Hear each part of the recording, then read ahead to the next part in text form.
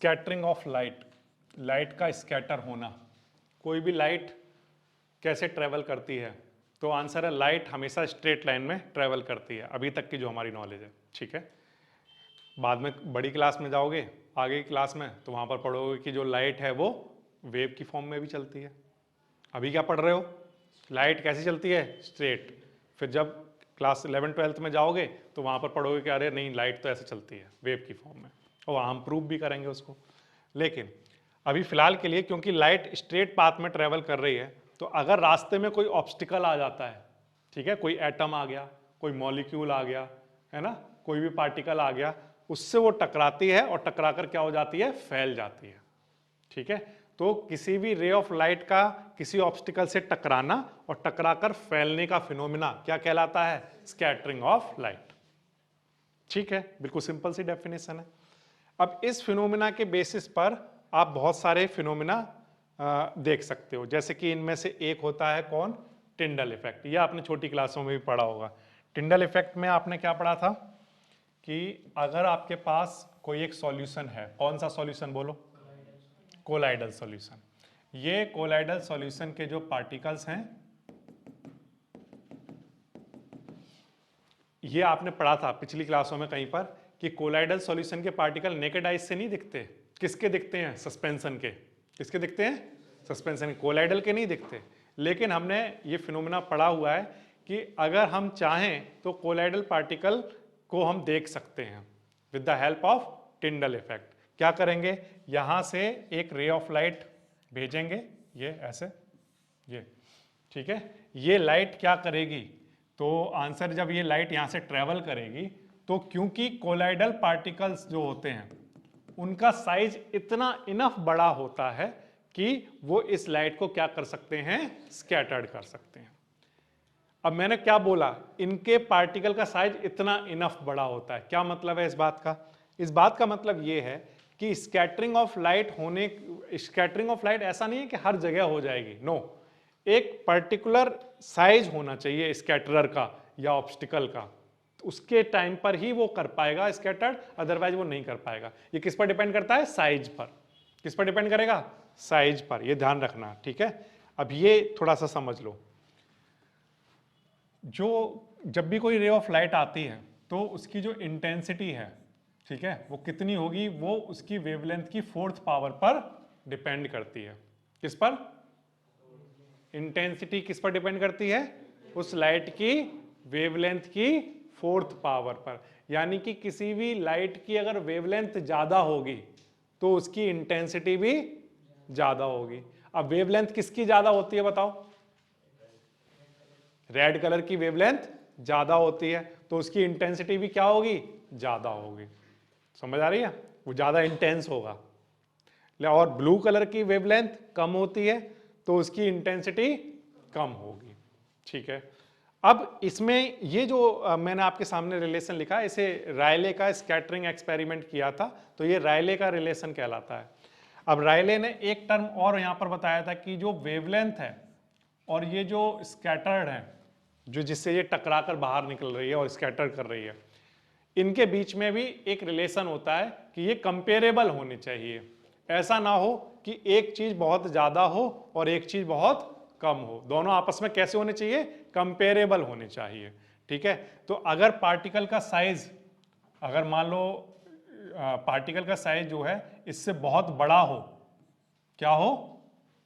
Particle का size, उल्टा लिखता हूं यहां पर, पार्टिकल का साइज अगर वेवलेंथ से कैसा हो? बहुत बड़ा हो, तब उस केस में यहां पर स्कैटरिंग का फिनोमेना होगा? तो आंसर नहीं होगा। ठीक है, इसका उल्टा भी ठीक है। क्या? कि अगर वेवलेंथ बहुत ज्यादा बड़ी है इन कंपैरिजन टू किससे? पार्टिकल से, स्कैटर से, तब भी यहां पर क्या फिनोमेना होगा? तो आंसर नहीं होगा। तो स्कैटरिंग का फिनोमेना कब देखने को मिलता है? तो स्कैटरिंग का फिनोमेना तब देखने को मिलेगा जब ये दोनों आपस में कंपेरेबल हों। ठीक है, और तब ही ये वाला जो रिलेशन है ये एप्लीकेबल भी होगा। कौन सा? इंटेंसिटी क्या होगा? वेवलेंथ की 4th पावर पर डिपेंड करेगा। तो ये वाली बात आपको पता होनी चाहिए। ठीक है, अब इसी पर बेस्ड आप ये सारे फिनोमेना देख रहे हैं। तो मैंने आपको इसीलिए बोला कि जो कोलाइडल पार्टिकल्स होते हैं उनका साइज इतना इनफ बड़ा होता है कि वो लाइट को क्या कर पाए, स्कैटर्ड कर दें। समझ आ रही है बात? ऐसा अगर मान लो ये बहुत छोटे होते, बहुत छोटे से, तब क्या ये लाइट को स्कैटर करा पाते? तो आंसर है नहीं करा पाते। ठीक है, तो अगर मान लो सर ये बहुत बड़े होते तो ये क्या करते? तो आंसर ये लाइट को रिफ्लेक्ट करा देते। क्या करा देते? रिफ्लेक्शन का फिनोमेना पढ़ा है आपने। अगर ये बहुत बड़ा होता, जैसे ये सरफेस है और ये रे ऑफ लाइट आ रही है, वेवलेंथ किसी भी वेवलेंथ की मान लो, रेड कलर मान लो, तो वहां से ये आ रही है, तो ये क्या करेगा? उसको रिफ्लेक्ट करा देगा। और अगर ये बहुत छोटा है तो ये उसको क्या नहीं करा पाएगा? स्कैटर्ड नहीं करा पाएगा। ठीक है, तो एक पर्टिकुलर साइज के अंदर होना चाहिए जिससे कि ये जब आए तो इसको ये टकरा कर स्कैटर्ड कर दे। तो मैंने कहा इनका साइज उतना है जितना स्कैटरिंग के लिए हमें चाहिए, तो इसलिए ये क्या कर देता है? उसको स्कैटर्ड कराता है। और जब ये स्कैटर्ड कराएगा तो ये लाइट यहां पर फैलेगी और ये जो पार्टिकल है ये क्या हो जाएगा? विजिबल हो जाएगा। इस इफेक्ट को हम लोग क्या कहते हैं? बोलिए। Tyndall effect. टिंडल इफेक्ट आपने वैसे भी देखा होगा अपनी डेली लाइफ में। कहां पर देखा है? तो आंसर है जब हम एक विंडो को खोल देते हैं, ठीक है, तो विंडो से जब सन की लाइट आती है तो आपने देखा होगा जो डस्ट पार्टिकल हैं वो विजिबल हो जाते हैं। देखा? सबने देखा होगा। तो वो ये फिनोमेना कौन सा फिनोमेना है? Tyndall effect. ठीक है, क्योंकि जो डस्ट पार्टिकल हैं उनका साइज इतना होता है कि वो जो सन से लाइट आ रही है उसको स्कैटर्ड कर देते हैं। तो लाइट स्कैटर्ड होती है तो वो पार्टिकल विजिबल हो जाता है। जबकि आप विंडो को बंद कर दो, पार्टिकल नहीं दिख रहे, गायब। फिर खोला विंडो, फिर से दिखने लग गए। ठीक है, तो वहां पर कौन सा फिनोमेना हो रहा है? टिंडल इफेक्ट देखने को मिल रहा है। ठीक है, अच्छा, फिर इसके बाद आ जाइए next, blue colour of clear sky. Blue colour of clear sky का क्या मीनिंग है? तो आंसर अगेन हम जानते हैं कि जो रेड कलर होता है उसकी वेवलेंथ ज्यादा होती है, ब्लू कलर की वेवलेंथ कम होती है। ब्लू कलर की बात क्यों करते हो सर आप, वॉयलेट की क्यों नहीं करते? जबकि विबग्योर पैटर्न में वॉयलेट सबसे नीचे आता है, रेड ऊपर आता है, और आप बात करते हो ब्लू की हमेशा। तो आंसर है वॉयलेट के बाद कौन सा आता है? इंडिगो, और फिर ब्लू। अगर इन तीनों की वेवलेंथ देखें तो वो लगभग एक जैसी हैं, लगभग इक्वल हैं। लगभग इक्वल से मेरा मतलब है कि कंपेरेबल हैं। ठीक है, और दूसरी बात ये कि इनका जो कंबाइंड इफेक्ट है वो कैसा इफेक्ट है, मतलब इन तीनों कलर को मिला दूं तो कैसा दिखाई देगा आपको? Blue colour.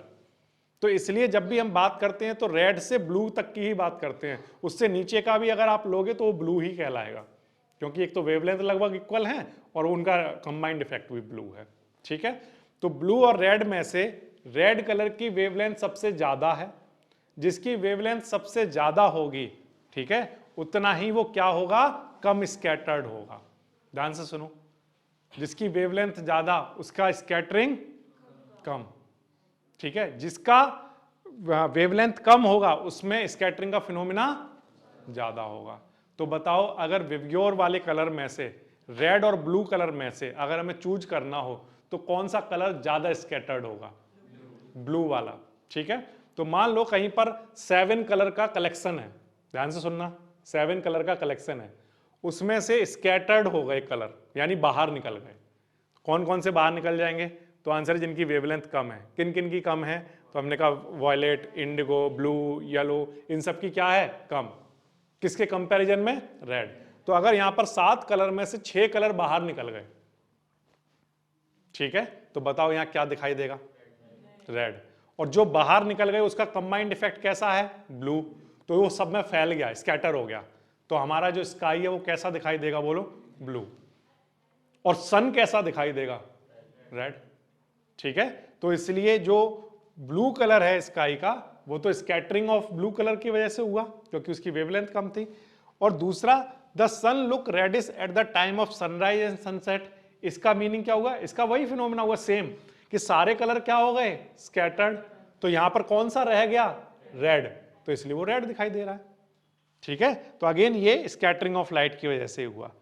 तो सनराइज और सनसेट के टाइम पर जब सन से रे ऑफ लाइट आएगी तो क्या होगा? वहां पर स्कैटरिंग ज्यादा होगी, ध्यान रखना, स्कैटरिंग ज्यादा होगी। स्कैटरिंग अगर ज्यादा होगी, क्यों ज्यादा होगी? क्योंकि यहां पर एटमॉस्फेयर ज्यादा है। देखो यहां पर ये ज्यादा एटमॉस्फेयर सफर कर रहा है, ठीक है, यहां पर ये कम एटमॉस्फेयर सफर करेगा यहां से यहां तक आने में। तो यहां पर एटमॉस्फेयर ज्यादा है तो यहां पर पार्टिकल ज्यादा होंगे, समझ में आ रहा है, मॉलिक्यूल पार्टिकल एटम ज्यादा होंगे एयर में, और इसलिए वहां पर स्कैटरिंग ज्यादा होगी। स्कैटरिंग ज्यादा होगी तो कौन सा कलर ज्यादा स्कैटर होगा? Blue colour. तो सारे कलर स्कैटर हो गए हैं, कौन सा रह गया है वहां पर? रेड। तो सन कैसा दिखाई देगा? रेड। बिल्कुल सिंपल है, ठीक है। जबकि नून के टाइम पर अगर आप देखोगे तो वहां पर कम कलर स्कैटर्ड हुआ है तो इसलिए वो उतना रेडिश नहीं दिखाई देता, ठीक है। ओके, इसके बाद एक चीज और भी बच्चों नोट कर लो। ब्लू कलर हो गया। White colour of cloud. White colour of cloud का क्या मीनिंग है? व्हाइट क्यों दिखाई देता है? अभी तो आप कह रहे थे ब्लू दिखाई देता है, अब कह रहे हो व्हाइट दिखाई देता है। तो मैं व्हाइट की बात तब कर रहा हूं जब बारिश होने वाली होती है तब व्हाइट दिखता है। उसके बाद जब क्लियर स्काई हो जाता है तो ब्लू दिखता है। तो जब बारिश होने वाली होती है तब जब वहां पर क्लाउड होते हैं तब वो ब्लू क्यों दिखाई सॉरी व्हाइट क्यों दिखाई देता है? तो आंसर व्हाइट इसलिए दिखाई देता है कि जब रेन के टाइम पर या रेन से पहले वहां पर एटमॉस्फेयर में कौन होता है? तो आंसर है वाटर ड्रॉपलेट। कौन होंगे? Water droplet. ये जो वाटर ड्रॉपलेट हैं इनका साइज क्या है? इतना बड़ा है in comparison to wavelength of light कि यहां पर क्या कौन सा फिनोमिना एप्लीकेबल नहीं है? स्कैटरिंग का फिनोमिना, ठीक है, क्योंकि क्या है? साइज बड़ा है, इतना बड़ा है कि स्कैटरिंग हो ही नहीं रही। अगर स्कैटरिंग नहीं होगी तो फिर क्या होगा? तो आंसर है कि ये जो वाटर ड्रॉपलेट है ये प्रिज्म की तरह बिहेव करेंगे। किसकी तरह? प्रिज्म की तरह बिहेव करेंगे। और अगर ये प्रिज्म की तरह बिहेव करेंगे तो फिर ये कौन सा फिनोमिना दिखाएंगे?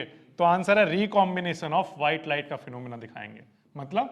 मतलब ये कि सन से जब लाइट आई थी तो कौन सी थी? व्हाइट। जब निकलती, अगर एक ही प्रिज्म होता तो निकलती है तो फिर कैसे निकलती है? 7 कलर में, डिस्पर्सन ऑफ व्हाइट लाइट होता है। लेकिन फिर से जब ये बाहर निकलेगी तो क्या कैसे निकलेगी? तो आंसर व्हाइट लाइट में। इसे हम लोग क्या कहते हैं? बोलो। रिकॉम्बिनेशन ऑफ व्हाइट लाइट, जब एक से ज्यादा प्रिज्म से पास करती है लाइट। तो अब जब एक क्लाउड की आप बात करोगे तो उस क्लाउड के अंदर तो बहुत सारे वाटर ड्रॉपलेट होंगे, तो हर बार क्या होता रहेगा? एंटर करेगी, बाहर निकलेगी, दूसरे प्रिज्म में एंटर करेगी, फिर से कैसी लाइट बन जाएगी? व्हाइट। ये तो मैंने थोड़ा दूर दूर दिखाया है, लेकिन वहां पर क्या होगा? सारे ऐसे सटे हुए हैं, तो लाइट जब एंटर करेगी तो रिकॉम्बिनेशन होता ही रहेगा। तो थ्रू आउट लाइट हमें कैसी दिखाई देगी? बोलो। व्हाइट। तो इसलिए क्लाउड हमें व्हाइट दिखाई देगा। समझ आ रहा है? तो नंबर 2 चीजें याद रखना। पहला, स्कैटरिंग हो नहीं रही है। क्यों? पार्टिकल का साइज, हाँ, जो स्कैटरर है उसका साइज ज्यादा है, इसलिए स्कैटरिंग नहीं हो रही, पहली चीज। और दूसरा कौन सा फिनोमिना हो रहा है वहां पर? Recombination of white light. समझ आ रहा है आपको? ठीक है, अच्छा। और इस एक ये छोटा सा और है, ये तो आपको समझ आता ही होगा। Danger signal red. हम जो डेंजर सिग्नल बनाते हैं वो रेड क्यों बनाते हैं? तो आंसर है हम हमेशा विवयोर वाले कलर में से ऐसा कलर चूज करेंगे। कौन सा कलर? ऐसा कलर चूज करेंगे जिस कलर को स्कैटर्ड होने की टेंडेंसी कम हो। स्कैटर्ड होने की टेंडेंसी किसकी कम होती है? तो आंसर जिसकी वेवलेंथ, और वेवलेंथ किसकी ज्यादा होती है? रेड कलर की। क्यों? ऐसा क्यों करोगे? तो आंसर है कि रेड कलर स्कैटर्ड नहीं होगा, बाकी सारे कलर क्या हो जाएंगे? स्कैटर्ड हो जाएंगे। तो ये तो स्कैटर्ड होकर फैल भी जाएंगे, कहीं पर भी चले जाएंगे, लेकिन ये कहीं नहीं जाएगा, ये अपनी जगह पर ही रहता है। तो ये दूर से दिखाई देगा, हमेशा दिखाई देगा आपको, ठीक है। तो इसलिए हम डेंजर सिग्नल कैसा बनाते हैं? रेड कलर का, ठीक है। वेवलेंथ ज्यादा होने से एक और फायदा होता है, वो तो बोलो क्या? तो आंसर है कि intensity directly proportional to the wavelength to power 4। तो रेड कलर की वेवलेंथ अगर ज्यादा है तो उसकी इंटेंसिटी भी ज्यादा होगी। तो ज्यादा इंटेंस जब हमें कलर दिखाई देगा तो दूर से दिखाई देगा। समझ आ रही बात आपको? इसलिए जो डेंजर सिग्नल है वो रेड बनाए जाते हैं, ठीक है। कोई भी सपना साकार करने के लिए सबसे जरूरी है सही कोच का होना। चुनिए GS क्लासेस को और करें अपने बोर्ड एंड JEE का सपना साकार। Download the app now.